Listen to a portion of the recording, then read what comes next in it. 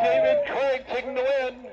Hey, Autumn Athletes, Larry Sorensen here, and today I'm going to connect with David Craig and find out what makes him an Autumn Athlete that's not done yet. Before we get started, remember, if you like our content, please like, subscribe, and ding that bell for notifications. Okay, let's begin. David, thank you so much for joining us today. Why don't you start us off with an introduction of yourself? Okay, well, I'm David Craig. I'm 72 years old. I'm from Columbia, Tennessee, which is just south of Nashville. I grew up as a child in Nashville. I'm married with two grown children. My wife is a school teacher. She's in her 42nd year teaching high school English. My background is I have a background in ministry, and also I'm a psychologist. So most of my career work has been in education. I worked for many years at the same school where my wife is, which is a private Christian school here in Columbia. And then also for many, many years, I've worked with the King's Daughter School, which is a residential program for kids with developmental disabilities. So I was the psychologist with the school, and then I was the executive director and clinical director of the school. I retired a couple of years ago and went back to being the psychologist for the school. So I work part-time still for the school. So great to meet you, David. Thanks for joining us today. Before we get started on what you're currently doing, why don't you give us just a little brief history of your athletic background? I have always loved sports. I was one of those kids who couldn't sit still and probably had ADHD before it was popular. So as a kid, I was always running around and was the fastest kid in my elementary class. Then ended up in high school, ran track and cross country, also played football and basketball. And then I did go to college on an athletic scholarship. I went to Lipscomb University in Nashville as pretty much a middle distance runner. Also triple jumped. I had long jumped in high school, but I wasn't really quite good enough to be a college long jumper, but I was good enough to be an average triple jumper. So then after college, I kind of ran off and on, ran some 5Ks, was not really dedicated to running much after college. But so I've been sort of hit and miss about running since then. So did you have any big inspirations along the way back in your younger days, and or fast forward into maybe what got you into masters track and field? When I was a teenager, Jim Ryan was my hero. He was the preeminent miler back. He was in college when I was in high school. So it was kind of, I really admired him and his running style. And so he was kind of the one person that kind of really got my attention. So then after college, I kind of quit running, would run a little bit, and didn't really know about Masters Track and Field till I turned 40. And they put on a big event in Tennessee, Tennessee Sports Fest, they called it. And I thought, seriously, I could run in a track meet, you know. And so I don't think I really trained at all. I think I ran 100 and 200 meters because I could do that without training, and really loved it. I thought, oh, I love this. I love track. And so then discovered there really was such a thing as Masters Track and Field. So I hooked up with some other guys in Nashville and competed really through my 40s, running the 100 and 200 primarily. To be honest, I just didn't want to train enough to run middle distance anymore. So, and then by the end of my 40s, I sort of quit again. I didn't really mean to quit. It just several things happened in my life. Actually, we had another son who was killed in an accident, and just over time, running wasn't really a priority for a while, and I kind of got away from it. And I continued to be really active. I play a lot of adult sports. I actually played adult basketball for a long time. Then my doctor recommended if I wanted to keep walking, I should stop because I was having knee problems. Then it's kind of a strange story. I didn't run for about 17 years running competitively. Again, occasional 5Ks. Strangely enough, kickball got me back into running. We had a big community kickball league here, adult co-ed kickball, which is sort of like the softball, but supposedly less intense. But you can imagine how that goes over time. And so my organization got up a kickball team, and so I started playing kickball. And I discovered I really still enjoyed running to first base, and I got sort of a reputation for being the fast old guy because obviously most of the people playing were not in their 60s. I was at that time, and so it was really kind of fun to be the fast old guy. And that really got me thinking, that I wonder if I could really still do this competitively on a bigger scale. And so I decided to give it a try. So I've been out of sprinting for 17 years, and I decided to give it a try. I've never wanted to do things halfway. So my first track meet was the USA Track and Field Masters Nationals in Jacksonville, Florida. I decided I might as well just see how I do against the best and see if I'm going to do this again. So I think I got 5th or 6th place in both the 100 and 200. I was just hoping to make the finals. And so that got me all fired up again. And now I'm competing again for about 10 years now. So you mentioned running fast. Why don't you tell us just how fast you are, and then also fill us in on whatever titles or championships that you have won since you've been back here with the Masters. Currently, we probably run the 100 meters around 13 seconds, run the 200 meter around 27 seconds or so. And I did move up to the 400 meter a few years ago, which turned out was my best event, which was really not surprising because I was really a middle distance runner in the first place. So in the 400 meter run, I ran last year in the low 62s. Have you had any championships or titles? The last 3 years, I was the national champion in the 400 meters. I've been second a bunch of times in the 100 meters and 200 meters nationally, because fortunately or unfortunately, my age group has some of the best sprinters in the world. So I'm regularly competing against people like Bill Collins and Michael Kish and Damian Leake and Oscar Payton and even Charles Alley. So I'm competing against some of the best people in the world and kind of historic track and field figures who are all in my age group.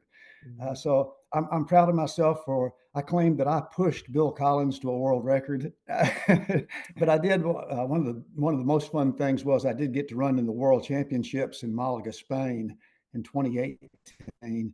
In the World Championships, I came in 3rd place in the 100 meter and got 2nd place in the 200 meter. So those would be my highest accomplishments, I think. A fun thing that's just happened, I decided I did long jump and triple jump, as I said earlier, but my knees are bad now. And I just know that I couldn't stand the impact of landing over time if I tried that. But I thought, hey, high jumping, you land on your back. And so that wouldn't hurt my knees. I never high jumped before. I didn't high jump in high school, but I thought, and then when I saw the heights that people my age were jumping, I thought, oh, surely I could do that, which is easy to say when you haven't tried. So I did try, and lo and behold, I won the national championship recently at the indoors in the high jump. So I'm apparently a high jumper now. What are your plans? Do you have any big meets ahead of you, or what's the plan for the rest of the year? I was able to run in more indoor meets this year than I have in previous years. Several years lately, the indoor nationals are the only indoor meet I ran in, which is really not the best way to go about that. So this year I was able to run in several indoor events, which obviously indoor track is a lot different from outdoor track because the track's half as big and usually a banked track, which kind of changes the experience quite a bit. A couple of weeks ago, had the indoor national championship. So that kind of ended the indoor season. So now it's kind of on to the outdoor season. This summer, I'll be running in a number of track meets, everything from the senior games system, as well as the USA Track and Field system. And the big thing I'll probably do this summer is I'm hoping to run in the Pan American Games that will be in Cleveland this summer. Give us an idea of your training regimen. I try to work out on the track 2 to 3 days a week, and then I work out to go to a local gym 2 days a week. At the gym, I do more upper body and core training, and some aerobic work actually at the gym too, and a little bit of leg work at the gym. But most of the leg work I plan to do at the track. At the track, again, as I mentioned, I do have some knee problems. I'm blessed. My knees are a lot better than some people's. I do have my original knees, and they still function pretty well. And I've learned to sort of manage them. And I did have stem cell injections in them a few years back, which may have helped. I don't know if it did or not, but maybe it helped a little bit. But anyway, there's a point of that was like I have to be careful not to overtrain. So I don't train as much as I would like to. But if I train too much, my knees hurt. But on the track, I do try to do high intensity interval kind of training. And again, I'm training for the 400 meters and down, so I'm not doing any long training. So I might run maybe 3 300s, or run a 400 and then a 200, running in pretty high intensity, 85 to 90%. Or I might do 3 or 4 200s, and then do some shorters where I run maybe 300 to 150s. Not all that in one day. those would all be different days. Mhm. So try to get in basically high intensity but low volume. Tell us how you feel your body and to be able to do that. And then also tell us your approach to rest and recovery. I'm not fanatical about what I eat, but I do try to be careful. I don't eat fried foods much, and try to limit sweets that I really love, and and also try to think too. You know, as you pointed out to start with, I'm an autumn athlete. I'm not training for the Olympics. I'm not training for So and kind of my approach to all this at this point in my life is that this is having fun. And it's although I'm a very competitive person, so it's hard for me not to want to win every time. But also, I want to enjoy life too, so I'm not going to just starve myself or only eat certain absolute things. But I do try to be careful. I try to eat a moderate amount of red meats and try to eat lots of vegetables and fruits, and do take some supplements. Again, not just crazy stuff, but just kind of standard vitamins. And I do drink a protein shake every day, and so I'm aware of all of that, but not just fanatical about it. I do try to get as much sleep, try to get probably 8 hours sleep a night, which I didn't always do. Retirement gives you some options that you didn't have before in terms of lifestyle and training. I've always worked a lot because I kind of do everything I do it a lot, and so I worked a lot too. And so retirement has given me a chance to be a little more conscious about things and to do things that I always knew I should have done, but I didn't always get proper rest. And so now I try to get a good night's sleep, try to eat fairly well, and I do have time to go to the gym and exercise and things I didn't always have to do. But you mentioned rest and recovery, and that's I think real important. And obviously, when we're older, I think it's probably more important. It's kind of fun. I help with a high school track team, and I remember being able to do what those guys are doing day after day. But if I tried to do what they're doing, I would not be able to do it very long. So I just know that I do have to have time for rest and recovery, which is why I kind of alternate the running days with the going to the gym days. And on the gym days, I'm working more on upper body and core, kind of working different things than I work on the running days. Because again, I know that part of the name of the game is survival, and we always laugh and say that the secret to success is to outlive the competition, which I really discovered running 5Ks. The 5K group thins out quite a bit at my age. And I'm sure you know too, when we get together for these big track meets, sometimes I wonder, is this a track meet or a medical convention? As everyone talks about all their ailments. And I learned a lot about anatomy and physiology just from hearing my buddies talking, about all the things that have gone wrong.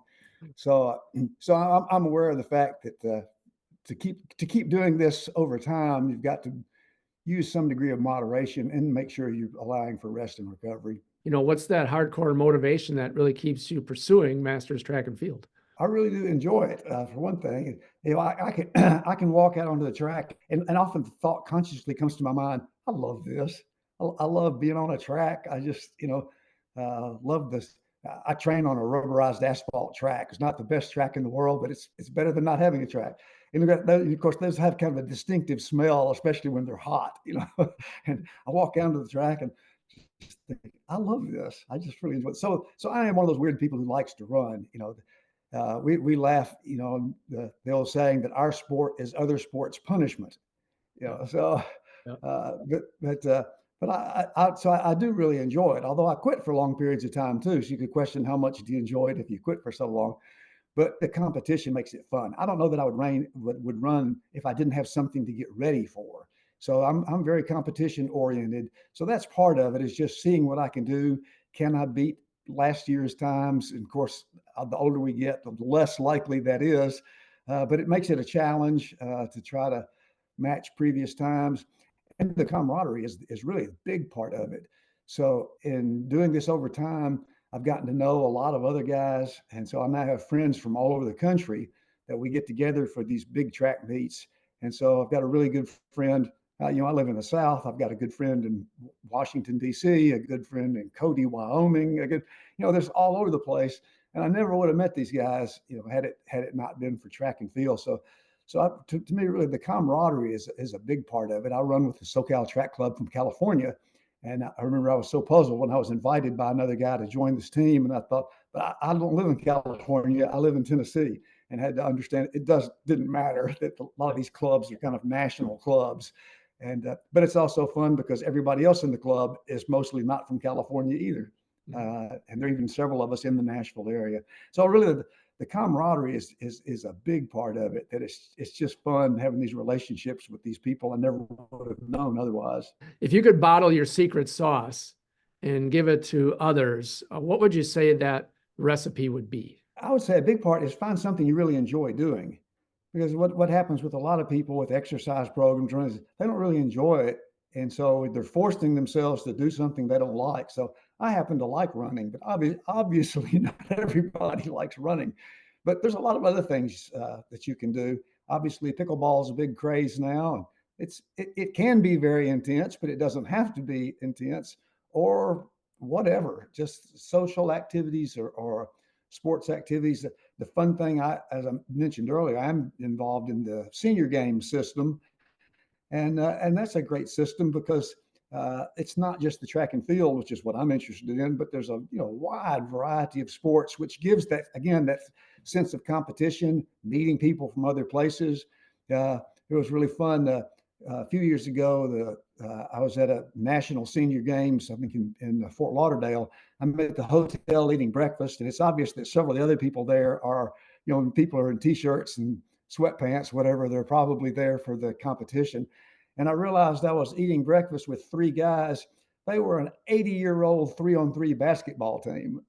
and I thought, that's great. I thought, how fun is that? Yeah. So I would say, look for something you like doing. Okay. So we're going to take just a second here and do a little lightning round of fun questions to find out some quirky stuff about you. All right. Okay. Okay. What's your favorite movie? Well, Top Gun's what came to mind. Which one? Oh, the first one. First one. Okay. How about your favorite color? Blue. Hardtop or convertible? Convertible. I have 3 of them. Okay. That's an easy one for you. Motorcycle or bicycle? Oh, I love them both, but my wife would want me to say bicycle. Push-ups, sit-ups, or air squats? I'd probably take sit-ups out of that group. How about skydive, scuba dive, or 3-meter platform dive? Actually, the 3-meter board's the only one of those 3 I've ever actually done, but I still wouldn't pick it. I think I'd pick scuba diving. I'm a former private pilot, and skydiving never appealed to me. I never had any interest in jumping out. What kind of planes did you fly? A Cessna 182. Golf, pickleball, racquetball. Yeah, I used to really love playing racquetball, but that had to go away with the basketball. Too much twisting and turning and changing directions for my knees. Who is your favorite basketball player ever? Oh, wow. I guess Michael Jordan, partly because I enjoyed watching him, and my kids really, grew up in really the Michael Jordan age. So we heard a lot about Michael Jordan. All right. Well, David, thank you so much for joining us today. I do want to wrap this thing up by giving you just a few minutes to address our audience and give us some final thoughts. Okay. Well, I'll say one final thought is I'm very grateful to God. I was blessed with things that I had nothing to do with. I got good genes, even during all those years when I didn't run, I didn't gain any weight. So I didn't have to a lot of people have to overcome that. And I appreciate that struggle that people, but that wasn't my struggles. I have a lot to be grateful for, and this natural speed. So I can't take much credit for that. I've tried to refine that some, but God just made me skinny and fast. And that's probably among the least of the blessings that I've received. But I am grateful for that, as well as a lot of other things. All right. Well, there you have it, everybody. David Craig, definitely an autumn athlete that's not done yet. Thanks so much for joining us today. Remember, keep moving, set your own goals, and train hard to achieve them. Thanks, David, one more time for joining us. We'll see you all next time.